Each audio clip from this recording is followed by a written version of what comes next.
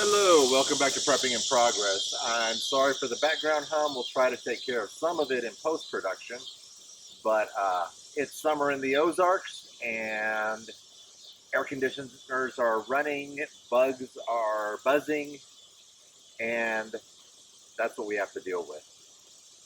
We had talked about how we might start doing a religious program on Sabbath instead of a prepping video.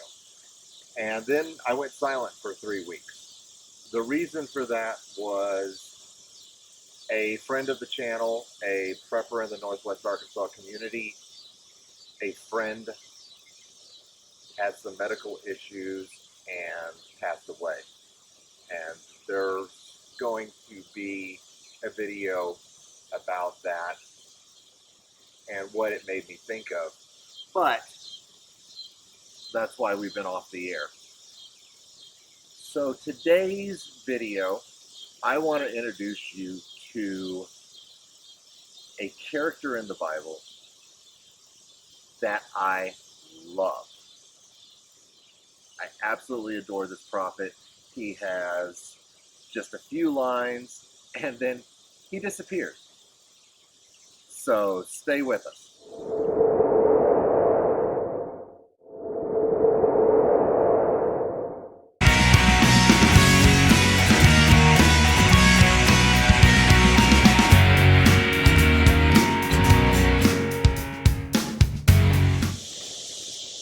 So we're going to be working out of the book of 2 Chronicles, chapter 18, touch a little bit on 17, to give you a little background on what's going on. The kingdom of Israel has split into two kingdoms. You have Judea, which I believe constituted the tribes of, I want to say Dan and Judah, who separated themselves trying to follow Yah, trying to stay true to the laws of Moses and the teachings and their history. And they did an okay job. About every other king to every third king would put up the temples of Baal and would put up the sacred groves, and then a king would come along and smash them all, exile the priests of Baal, exile the priestesses of Ashtaroth, and they'd start again. Meanwhile, in the kingdom of Israel, things weren't so good. Pretty much they devolved into idol worship and walked away from who the children of Israel were, their very essence. So at the end of chapter 17, I believe it says, and Jehoshaphat did all that was good in the eyes of the Lord, in the eyes of Yah. He has torn down the groves.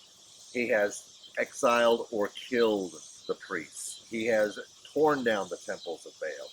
He has rededicated his people to the Most High.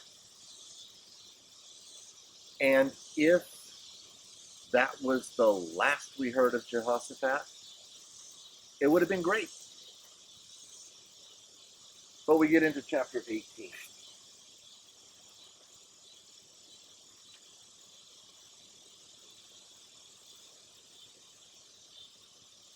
And Jehoshaphat had great riches and esteem and allied himself with Ahab by marriage. Verse 1, chapter 18, verse 1, 2 Chronicles. I'm a storyteller. My brain creates stories as I read the book. And I see it. Jehoshaphat is in his throne room. He is doing his best to manage Judea. His son comes in. Hey, Dad, what you doing? Well, son, I'm just trying to rule, follow the Lord. Well, Dad, there's something I got to talk to you about. Have you seen Ahab's daughter? And Jehoshaphat has to say, well, yeah, I've seen her. She's pretty good looking. Dad, I want her. Well, you can't have her, son. We're Judeans, and they're Israel. We follow Yah. They don't. Dad, I want her. And Jehoshaphat gives in.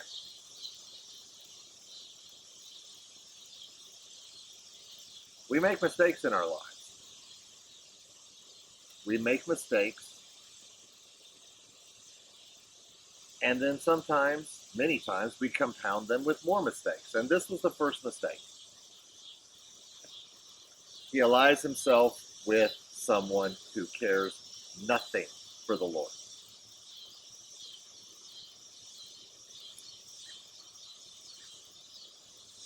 The kids marry.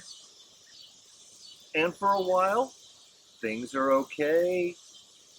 Ahab and Jezebel and their ilk stay on their side of the border. Jehoshaphat stays on his side of the border. Life is good.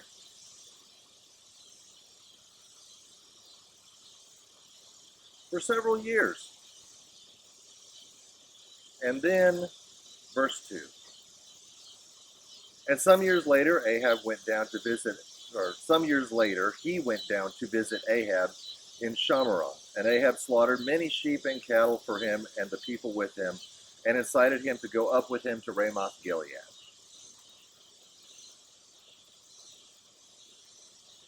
And they're sitting there. Now, these are heads of state.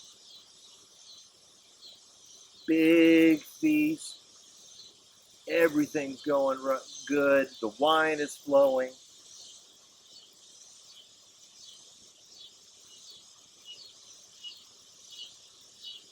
And Ahab turns to Jehoshaphat and he says, hey,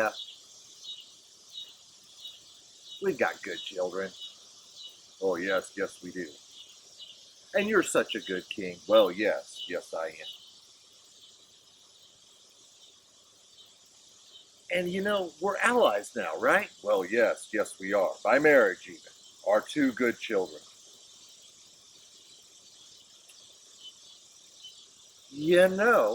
I've got this problem, says Ahab. And Jehoshaphat says, oh, what's your problem? Anything I can do to help such a good king who's put out such a great feast. And Ahab looks at him and says, well, see, there's this kingdom called Aram on my border, and they're giving me some problems, and I think there's going to be a war, and you're such a good king, and you've got such a strong army. And if your army and my army, your kingdom and my kingdom, we get together, we take the battle to them, we're going to be okay.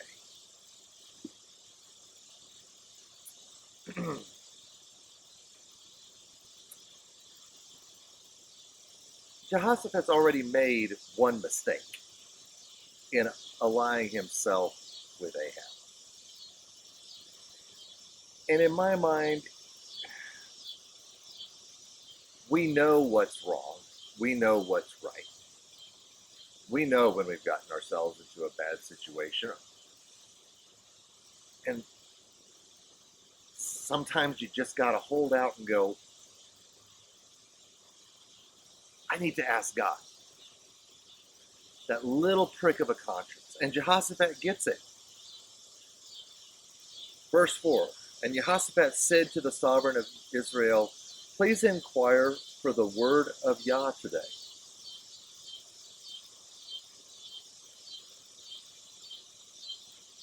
And what does Ahab do? Well, he gathers 400 prophets. Now, these are not prophets of Yah. These are prophets of Baal. He calls in 400 of these guys. Okay, picture a banquet being given in a football stadium.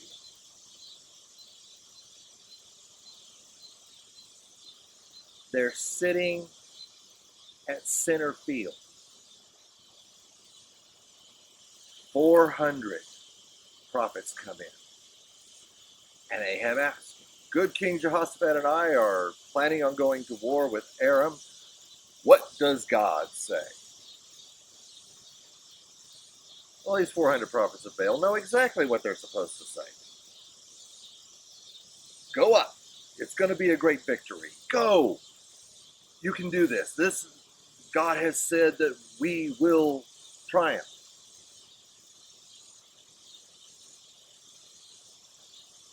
And they even say, go up, for Elohim does give it into the sovereign's hands. Now, keep in mind, these are prophets of Baal,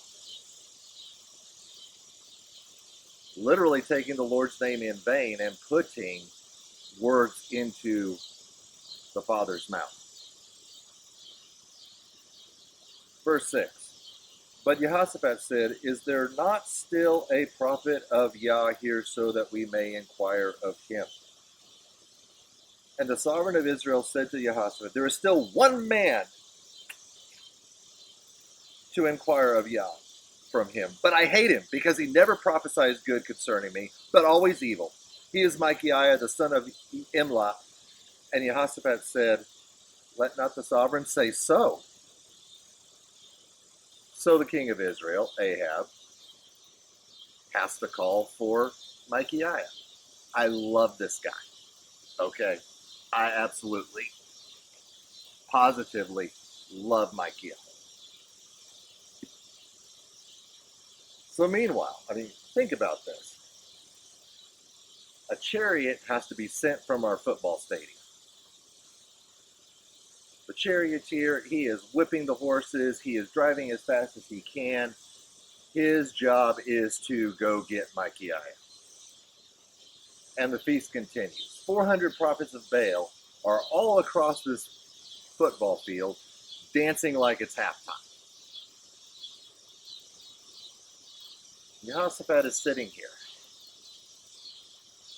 And he knows what's going on. He is schooled in the teachings. He has read the scrolls. He's not a dumb man. He sees, he's played the political game. He knows that he's being set up. He knows that these guys are paid to give him the answer Ahab wants.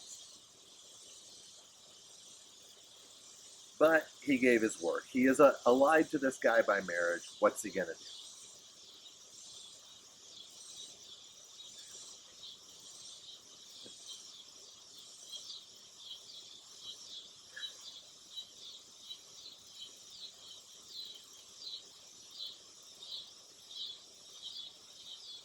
And this whole thing continues. Verse 10. And Tesidikiah, son of Kenanah, had made horns of iron for himself, and said, "Thus said Yah, with these you push the Arameans until they are destroyed." And all the prophets were prophesying, say, go up to Ramoth Gilead and prosper, and Yah shall give it into the hand of the sovereign. These guys are making a production of it. Keep in mind that Baal did blood sacrifice. So they're probably cutting their palms, their arms, sacrificing goats. This is a production, high production value.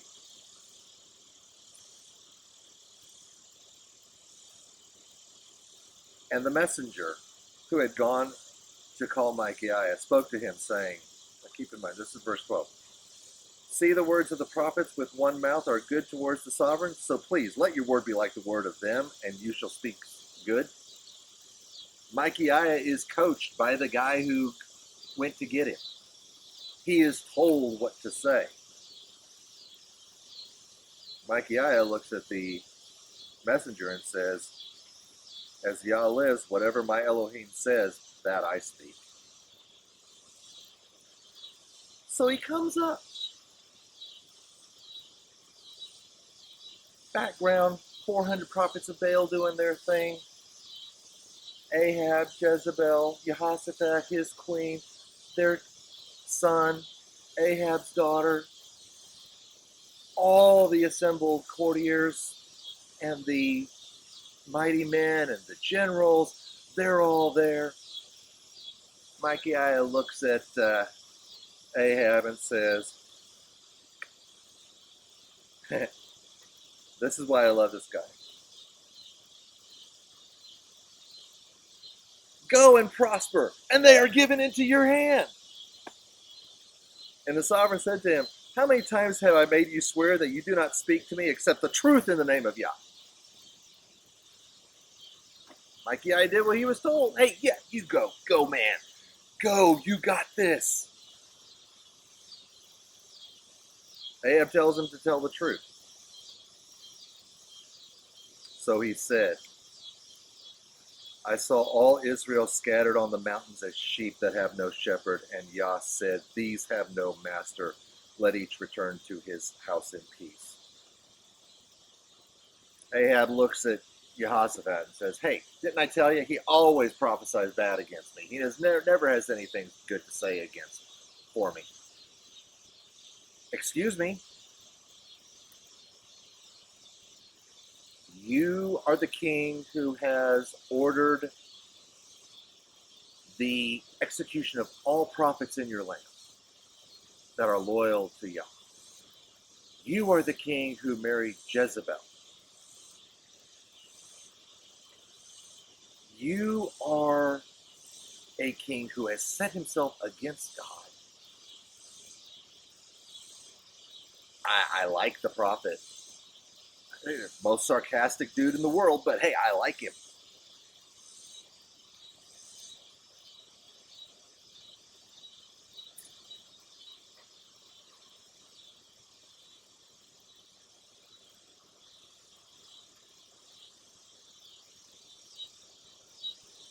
So what happens?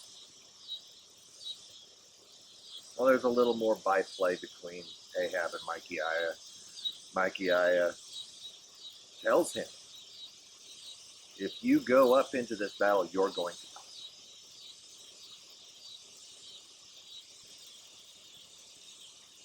die. And for whatever reason, once again, Jehoshaphat doesn't listen to the word of the Lord. He doesn't play by the book. He doesn't play by the rules. And he agrees. So they head up to Ramoth Gilead to go fight.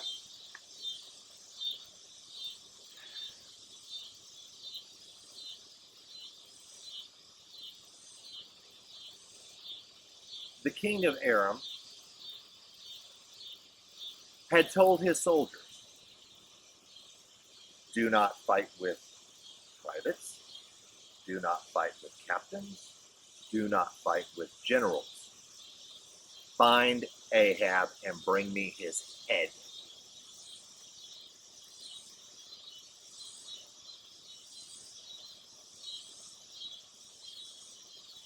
I think Ahab knew this,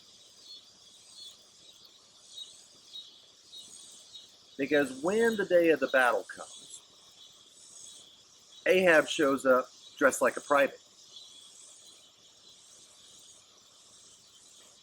instead of the kingly chariot. Jehoshaphat shows up in the royal chariot. We're talking, he's got his driver. He's got his armor bearer who's got his spears and his extra swords all arranged and ready to hand to the king. His chariot's got the gold plate, all the ribbons and banners and battle flags.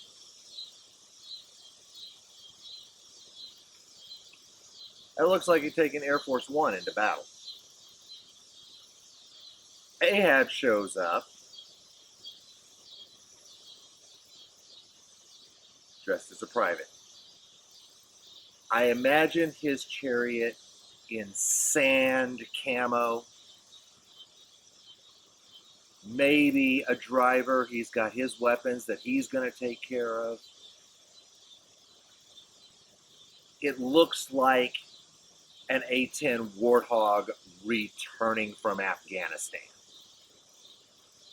Okay? Jehoshaphat looks at him and says, "Why you dress so funny?" And says, "No, man, I got this great plan. So you come at it from this way, I'll come at it from this way. We'll get him in a pincher maneuver and we'll just ride through." Jehoshaphat's looking at him going, "Okay, I'm on board, I guess. You're a little weird, but we'll take care of this."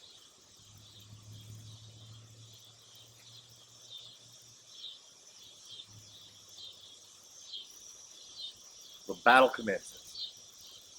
There's only one royal chariot, and everyone turns and goes after Jehoshaphat. And suddenly Jehoshaphat realizes he's in trouble. He is in deep trouble. He has gone where he shouldn't have gone. He has allied himself with someone in direct opposition to God. And now he has dragged himself into a war. And as the enemy chariots begin to enclose upon him, and I can see him, he's swinging his sword left, right, doing everything he can. His army is trying to get to him as they're slowly being pushed away. And it says,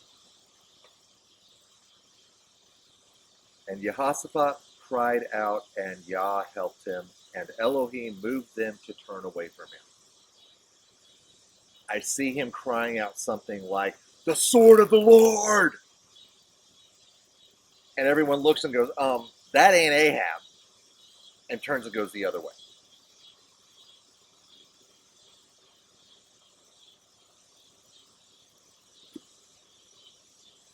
Now, at the end of the day, a simple bowman has let loose an arrow, and it's found a chink in Ahab's armor. And at the end of the day, Ahab dies, just like the prophet predicted. And that's the end of the chapter.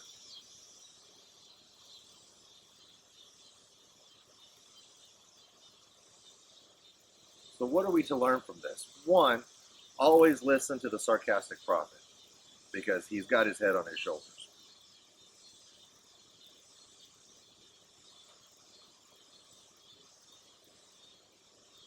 And call out to God.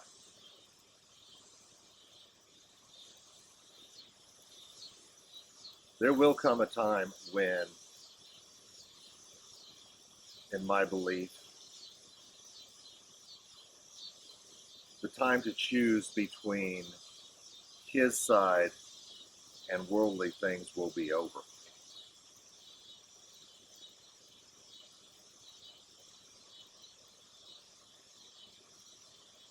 Don't run out of time, but I want you to understand that in your day-to-day interactions, you can call out to God and he will be there for you. He may not take away the consequences of your actions.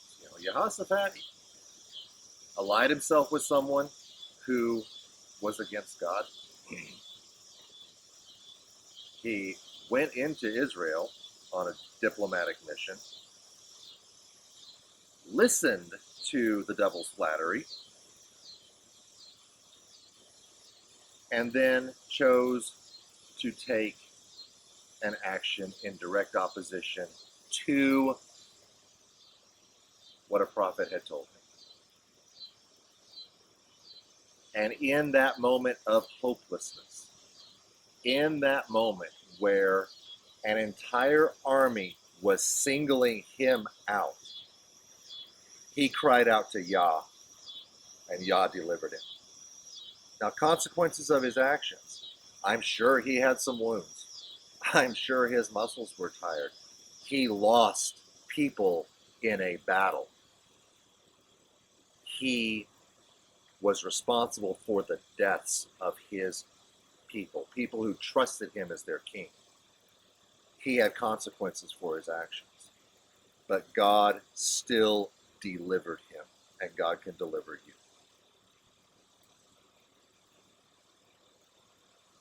That's all I have for you today.